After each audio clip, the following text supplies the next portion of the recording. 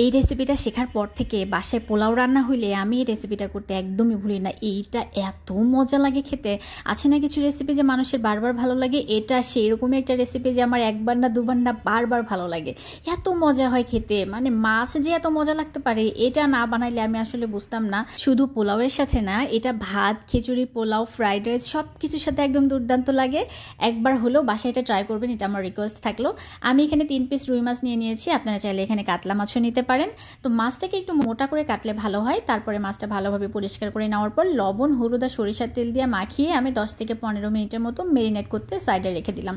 এদিকে বাটির মধ্যে আমি একটা মশলা রেডি করে নেব। 1 চামচ দিয়ে দিলাম আদা বাটা, 1 চামচ হলুদের গুঁড়া, 1 চামচ মরিচের গুঁড়া, 1 চামচ ধনের গুঁড়া, 1 চামচের কাছাকাছি লবণ এবং 1 চামচ দিয়ে দিলাম হচ্ছে চিনি। এখন পানি দিয়ে মিশিয়ে একটা পেস্টের মতো করে রেডি করব, তারপরে এটা সাইডে রেখে দিব। আমি 3 পিস মাছ নিয়ে নিয়েছি, সেইভাবে কিন্তু মশলাটা দিয়ে দিলাম।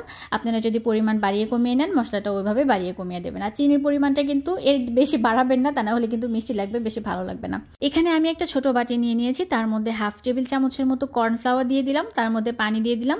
পানি দেওয়ার পর এটাকে চামচ দিয়ে ভালোভাবে মিশিয়ে নিচ্ছি। মিশিয়ে নেওয়ার পর এটাকে আমি এখন একটা সাইডে রেখে দিয়ে দিলাম। এখন আমি একটা ছোট সাইজের কমলা নিয়েছি এবং আরেকটা অর্ধেক নিয়েছি। মানে এখানে যদি আপনারা মিডিয়াম সাইজের ব্যবহার করেন তাহলে একটা হলেই হবে, কিংবা একটু বড় সাইজের ব্যবহার করলে একটা নিলেই হবে। তবে কমলাটা অবশ্যই মিষ্টি নেওয়ার চেষ্টা করবেন, টক কমলা দিয়ে এই রেসিপিটা করবেন না। যদি টক কমলা দিয়ে করেন তাহলে চিনির পরিমাণটা একটু বাড়িয়ে দিতে হবে এই আর কি। তো কমলাটাকে খোসাগুলো ছাড়িয়ে নেওয়ার পর আমি একটা গ্রেটার দিয়ে এভাবে একদমই মানে রস যেটা সেটা বের করে নিলাম। আর কমলার মধ্যে কিন্তু বীজগুলো থাকে, এটা সহ যদি ব্লেন্ড করতে যান তাহলে কিন্তু তিতা হয়ে যাবে। যদি ব্লেন্ড করতেই হয় তাহলে বীজগুলো আলাদা করে নেওয়ার পরে ব্লেন্ড করবেন। তো একবার কি হয়েছিল, একবার আমি এরকম বীজ সহ ব্লেন্ড করে ফেলছিলাম জেলি বানানোর জন্য, পরে আর কিছুই খাইতে পারি না। সেটা অনেক আগের কাহিনী, যখন আমি রান্নাবান্না একদম পারতাম না।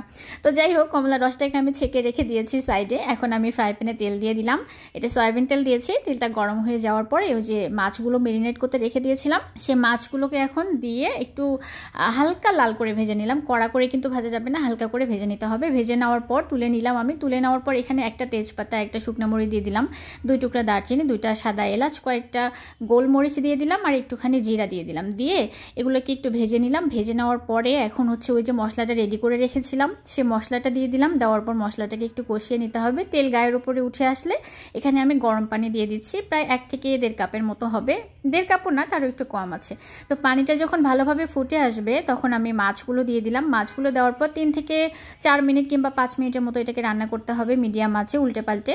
তো রান্না হয়ে যাওয়ার পর তারপরে আমি দিয়ে দিলাম হচ্ছে ওই যে কমলার রসটা করে রেখেছিলাম সেই রসটা, এবং কয়েকটা কমলার টুকরা রেখেছিলাম সেই টুকরাগুলোকেও এর মধ্যে দিয়ে দিলাম। এবার এটাকে 1 থেকে 1.5 মিনিটের মতো রান্না করে নিতে হবে, বেশি সময় রান্না করার দরকার নাই। তো রান্না শেষ হয়ে যাওয়ার পর মানে মোটামুটি এখন আপনি নামিয়ে নেবেন, ঠিক সেই মুহূর্তে এসে কর্নফ্লাওয়ারটা গুলিয়ে রেখেছিলাম সেটা দিয়ে দিতে হবে। আমি যেটা করেছি, চুলাটা বন্ধ করে নেওয়ার পরে কর্নফ্লাওয়ারটা এর মধ্যে দিয়ে এখন নিজে একটু নাড়াচাড়া করে উল্টে পাল্টে দিয়ে তারপর নামিয়ে নিয়েছি। এখন গ্রেভিনেসটা একদমই পারফেক্ট ছিল।